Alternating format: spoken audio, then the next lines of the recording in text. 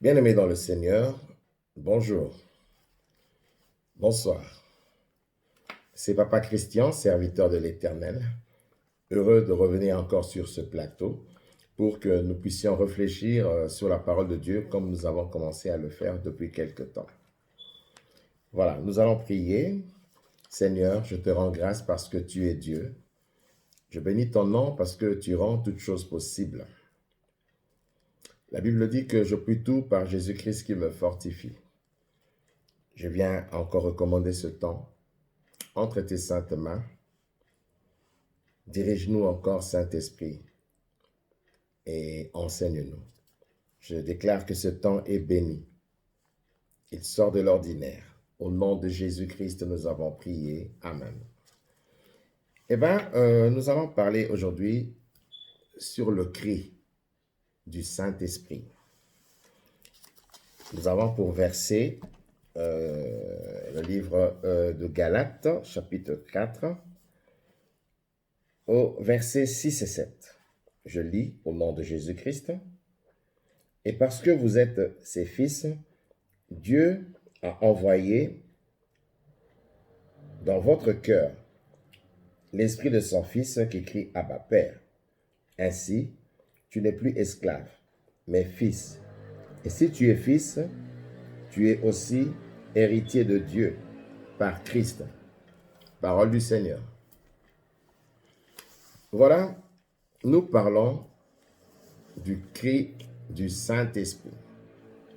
C'est quoi le cri du Saint-Esprit? Bien-aimés, nous devons savoir que le Saint-Esprit nous a été envoyé dans notre cœur. Donc, lorsque le Saint-Esprit vient dans la vie du croyant, il vient dans son cœur. Le problème du Saint-Esprit n'est pas le problème des démonstrations ou d'atmosphère, non. Premièrement, le problème du Saint-Esprit, c'est le cœur.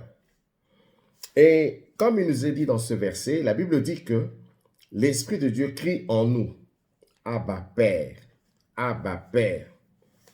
C'est quoi Abba Père? Et pourquoi il crie en nous? Bien-aimé, Abba Père veut simplement dire que le Saint-Esprit est en train de nous dire que nous avons un Père. Désormais, un Père qui nous a adoptés. Il nous a tirés du monde. Il nous a tirés de nos familles pour appartenir à la grande famille qu'il a mis à part, que l'on appelle le peuple de Dieu ou chrétien. Donc le Saint-Esprit est celui qui nous le rappelle dans son cri. Il nous dit, vous avez un Père désormais. Tournez-vous vers lui pour toutes choses et en toutes choses, parce que vous avez une nouvelle famille. Et dans cette nouvelle famille, vous avez un Père. Donc, tout chrétien doit savoir qu'il a un Père, c'est le Père céleste, c'est le Dieu Tout-Puissant, vers qui nous devons désormais nous tourner. Donc, si par le passé, on se tournait vers les amis, on se tournait vers la famille, on se tournait vers, je ne sais pas, le monde, on se tournait vers le meilleur ami ou le meilleur copain, mais désormais, nous devons nous tourner vers notre Père, qui est le Père de tous les chrétiens, le Seigneur Jésus-Christ, le Dieu Tout-Puissant. Et c'est ce cri-là que le Saint-Esprit est en train de faire dans notre cœur. Et non dans l'atmosphère, mais dans notre cœur. Abba Père, c'est-à-dire que nous avons un Père d'adoption qui fait désormais notre prise en charge. Voilà. Il nous prend en charge. Nous devons nous référer à lui en toutes choses. Vous savez, lorsqu'une personne est adoptée, elle arrive dans cette nouvelle famille. Donc, elle ne se souvient plus des choses de sa famille d'origine, ses parents biologiques. Non, parce qu'elle arrive dans une nouvelle famille. Cette personne a un père d'adoption et cette famille ou ce père d'adoption lui donne d'abord une identité, c'est-à-dire un nom. Dans sa nouvelle famille, il a un nom nouveau. Il a les éléments de référence qui sont aussi nouveaux. On lui donne un caractère, on lui donne des règles, on le forme en fait, on le formate. C'est-à-dire, on lui donne une identité et une logique de fonctionner dans cette nouvelle famille. Et c'est ce qui se passe lorsque nous devenons chrétiens, lorsque nous entrons dans la vie chrétienne, dans la grande famille chrétienne, qui est donc l'Église, qui est donc le corps du Christ, qui est donc le peuple acquis pour Dieu. Nous avons un nouveau fonctionnement, nous avons une nouvelle façon de penser, une nouvelle façon de marcher, des principes, des valeurs chrétiennes qui sont dictées par le Maître absolu, par le Maître lui-même, Jésus-Christ. Et c'est ce rappel que le Saint-Esprit vient crier dans notre cœur. Abba Père, c'est tout un enseignement. L'Esprit crie en nous, Abba Père. Donc vous avez un Père, vous n'êtes plus seul. Et puisque vous avez un Père, vous devenez des fils. Or, si vous devenez un fils, vous devenez aussi co-héritier avec le Seigneur Jésus-Christ. C'est-à-dire que l'héritage que Dieu a donné à Christ aussi nous revient. Nous devenons co-héritiers avec Christ. Abba, Père. Alors, pourquoi le Saint-Esprit crie-t-il dans notre cœur? Eh bien, le Saint-Esprit crie dans notre cœur pour 5 raisons. La première raison pour laquelle le Saint-Esprit crie, c'est pour que le cri du Saint-Esprit dans notre cœur devienne une voix intérieure. Et nous devons tous le sentir ou l'entendre. C'est-à-dire que lorsque nous sommes à l'église, chaque chrétien doit être à même d'écouter la voix intérieure, le cri du Saint-Esprit, cette voix intérieure qui te parle. Moi, quand j'étais nouvellement converti, j'entendais une voix qui prêchait dans mon cœur, qui prêchait. Donc, quand je reste comme ça, quand je médite, il y a cette voix qui prêche, qui dit des choses de Dieu dans mon intérieur. Donc, j'écoutais cela avec mes oreilles intérieures. Donc, le chrétien doit être à même d'écouter la voix intérieure. Donc, la première raison que le chrétien, que le Saint-Esprit plutôt crie en nous, c'est parce que ce cri-là devient une voix intérieure. Et tout chrétien qui a le Saint-Esprit, qui a cette expérience, donc le Saint-Esprit vient dans le cœur, il doit entendre cette voix intérieure. La première raison. Voilà pourquoi on entend souvent les hommes de Dieu ou les frères ou les sœurs qui sont connectés dire « Dieu m'a mis à cœur. Dieu me fait monter dans mon cœur. » C'est ça, c'est la voix intérieure. Je parle bien de celui qui est connecté au Saint-Esprit parce que on peut être séduit aussi par soi-même, quelque chose qui monte dans le cœur, mais qui n'a rien à voir avec le Saint-Esprit. Il faut être connecté au Saint-Esprit pour écouter cette voix intérieure. Donc, la première raison que le Saint-Esprit crie dans notre cœur, donc c'est pour que ce cri devienne une voix intérieure qui avertit le chrétien, qui conseille le chrétien, qui lui dit les choses de Dieu, mais en voix intérieure. La deuxième raison pour laquelle le Saint-Esprit crie en nous, Abba Père, c'est pour que nous soyons interpellés, pour que nous recevons une interpellation.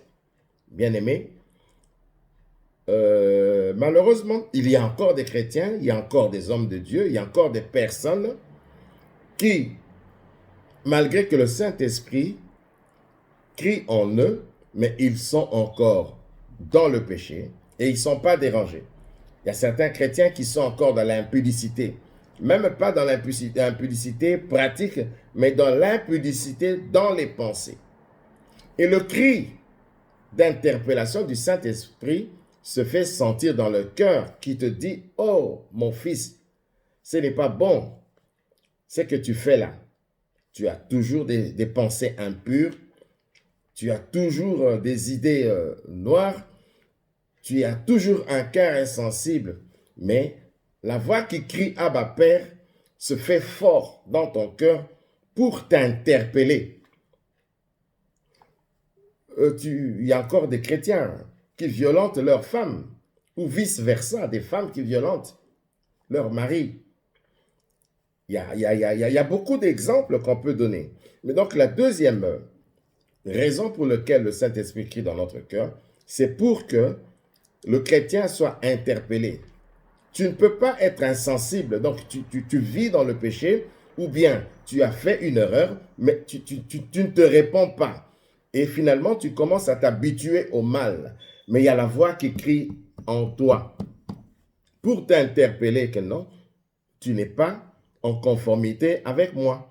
Tu n'es pas en conformité avec ma parole. Réponds-toi, arrête ça. Le Saint-Esprit crie en nous, Abba Père, pour nous interpeller. La troisième raison pour laquelle le Saint-Esprit donc crie en nous, c'est pour que cette voix intérieure soit auditionnée par nous.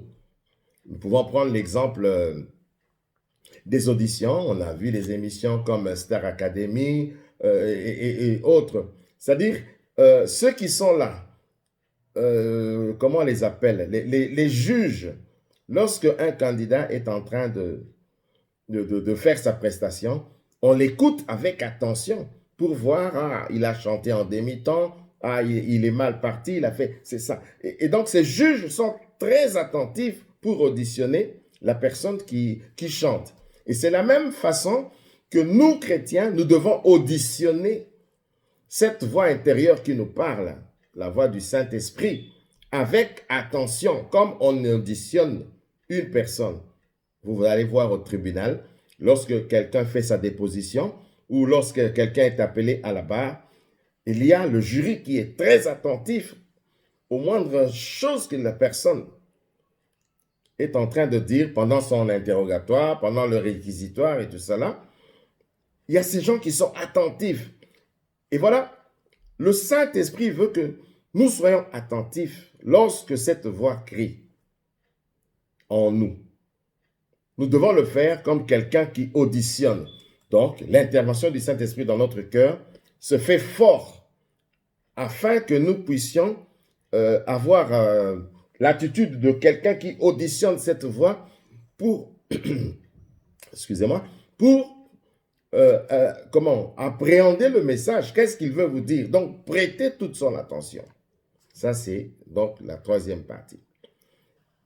La quatrième raison dont le Saint-Esprit crie en nous, Abba Père, la quatrième raison, c'est pour nous donner un message vif. Ce n'est pas un message mort, mais un message vif, un message distinct. Ça, ce n'est pas bien. Ça, ce n'est pas comme ça. Écoute, tu iras dire à mon peuple, si, ça, tu vas faire, c'est un message vif, un message que l'on comprend. Et tout ceci se passe dans le cœur du croyant, se passe dans le cœur de l'homme de Dieu ou de la femme de Dieu. Mais il faut encore que cette personne soit à même de percevoir cette voix intérieure. Voilà pourquoi il nous est avantageux de demeurer dans la parole de Dieu, de méditer la parole de Dieu, car même Job est en train de dire que Dieu parle tantôt d'une manière, tantôt d'une autre, mais c'est nous qui ne prenons pas garde. On n'y prend pas attention. Et donc, nous devons trouver un moment, nous faire violence, même pendant nos occupations que nous avons, donc la journée, que nous puissions toujours être ouverts à cette voix qui crie en nous, Abba Père, Abba Père, Abba Père. C'est tout le message que le Saint-Esprit donc est en train de crier dans notre cœur. Pourquoi crie-t-il dans notre cœur? Et la cinquième raison, c'est parce qu'il est en train d'insister. C'est une insistance. C'est une insistance, pourquoi? Parce que le cœur du chrétien est devenu lent à comprendre. Le Saint-Esprit insiste parce que nous n'entendons pas, nous n'écoutons pas. Nous sommes trop accaparés par les choses de la vie, par nos soucis, de vouloir réussir. Certains sont préoccupés de faire les choses avec leur intelligence, avec leur force, faire les choses de Dieu avec leur capacité parce qu'ils croient qu'ils en sont capables. Mais laissez-moi nous dire à nous tous, bien-aimés, On ne peut pas faire les choses de Dieu sans le Saint-Esprit. C'est impossible. On va droit dans le mur. Donc, la cinquième raison, c'est une insistance. Lorsque notre cœur devient insensible à l'appel du Saint-Esprit, nous avons tout faux. Et plus grave, nous sommes chrétiens, nous avons le Saint-Esprit, mais nous ne discernons pas le cri. Ça, c'est grave. C'est vraiment très grave. Alors, comme je disais au début, le Saint-Esprit, ce n'est pas une histoire d'atmosphère, de démonstration, non. Lorsque la Bible dit que nous devons arriver à l'unité de la foi, c'est-à-dire que tous dans l'assemblée qui est en train de prier, qui est connecté à Dieu, chacun de nous doit être à même d'écouter la voix intérieure. Chacun de nous doit être à même d'écouter l'interpellation. Chacun de nous, de tous qui sommes rassemblés, nous devons être à même d'écouter le message vif que le Saint-Esprit est en train de délivrer dans notre cœur d'abord, avant que les manifestations externes puissent être considérées ou puissent être remarquées. C'est d'abord le cœur. C'est d'abord le cœur. Voilà pourquoi on est en train de dire dans la Bible, n'attristez pas le Saint-Esprit, n'étouffez pas le Saint-Esprit, n'éteignez pas le Saint-Esprit. Ce sont ces trois termes-là que l'on dit dans la Bible. Nous n'avons pas le temps de voir ça. N'attristez pas le Saint-Esprit. N'étouffez pas le Saint-Esprit. N'étouffez pas le Saint-Esprit. N'éteignez pas le Saint-Esprit. Alors, il y a une question qu'on peut se poser, vous et moi. Avons-nous attristé le Saint-Esprit? Eh bien, si c'est le cas, répentons-nous, revenons devant le Seigneur. Avons-nous étouffé le Saint-Esprit? Comme j'ai dit dans l'une de mes précédentes vidéos, lorsque le Saint-Esprit vient dans notre vie, il ne vient pas en vacances. Non, non, non, non. Il ne vient pas pour faire des démonstrations, mais il vient travailler. Et Dieu veut que nous vivions en communion avec lui. Nous devons rechercher le temps de communion avec le Seigneur par le Saint-Esprit. Comme je dis, la fois passée, j'ai dit, la connexion à Dieu ne commence pas quand on prie. La connexion avec Dieu ne commence pas quand on est à l'église. La connexion commence par l'intimité que nous avons avec le Saint-Esprit. As-tu une intimité avec le Saint-Esprit, bien-aimé? Es-tu connecté au Saint-Esprit, bien-aimé? Est-ce que tu entends le Abba Père dans ton cœur, le cri du Saint-Esprit? Bien-aimé, ceci doit nous interpeller, vous et moi. Quelle est notre marche avec le Saint-Esprit? Vous savez, il y a le Saint-Esprit en moi. Il y a le Saint-Esprit sur moi, le revêtement. Il y a le Saint-Esprit au milieu de nous. Alors pose-toi la question. Le Saint-Esprit dans ta vie est à quel niveau? Est-ce qu'il est en toi? Est-ce qu'il est sur toi? Est-ce qu'il est au milieu de nous seulement lorsque nous sommes rassemblés? Parce qu'il y a de ce genre de chrétiens, de ce genre de personnes qui ne profitent du Saint-Esprit que lorsqu'il est au milieu de nous, c'est-à-dire lors du rassemblement. Alors que nous devons avoir une relation intime. Parce que le Saint-Esprit nous a été donné. Souvenez-vous de cette parole. Vous recevrez une puissance, le Saint-Esprit survenant sur vous. Là encore, il parle du Saint-Esprit sur nous. Parce que là, c'est le revêtement. C'est pour le ministère. Mais d'abord, la Bible dit, Jésus rempli du Saint-Esprit fut conduit dans le désert. Donc, il faut d'abord être rempli. Mais si on est rempli, c'est-à-dire que le Saint-Esprit est en nous, on est rempli au-dedans. Et ça explique ce que j'ai dit au début, que le Saint-Esprit nous a été envoyé dans le cœur d'abord. Donc, lorsqu'on parle du Saint-Esprit, il faut que ce chrétien, il faut que ce serviteur de Dieu se rende compte et qu'il sache que c'est d'abord une affaire du cœur. Une fois que l'affaire du cœur est résolue, maintenant, on passe à la deuxième phase qui est le revêtement. La Bible dit Jésus revêtu du Saint-Esprit. et sa renommée. On peut voir ça dans Luc 4, je crois. On parle du revêtement. Et le revêtement, c'est pour le ministère, c'est pour la mission. Là où il est en train de dire, l'Esprit du Seigneur est sur moi. Il m'a oint pour. On est oint pour quelque chose. On est oint pour quelque chose. Mais pour être oint, il faut d'abord que le problème interne soit résolu. C'est-à-dire qu'il y ait une intimité, qu'il y ait une connexion et que nos oreilles internes deviennent sensibles aux cris du Saint-Esprit dans nos cœurs. Abba, Père. Le Saint-Esprit est en train de nous dire simplement que nous sommes adoptés. Nous avons un Père et désormais, tournons-nous vers le Père. En toutes choses et pour toutes choses, apprends à parler à ton Dieu. Apprends à parler à ton Dieu. Pas seulement faire des demandes, mais parler à ton Dieu pour établir une intimité, pour établir une connexion, bien-aimé. C'est très important. C'est là maintenant que le chrétien ou le serviteur de Dieu ou la servante de Dieu va passer à l'étape des expériences avec le Seigneur.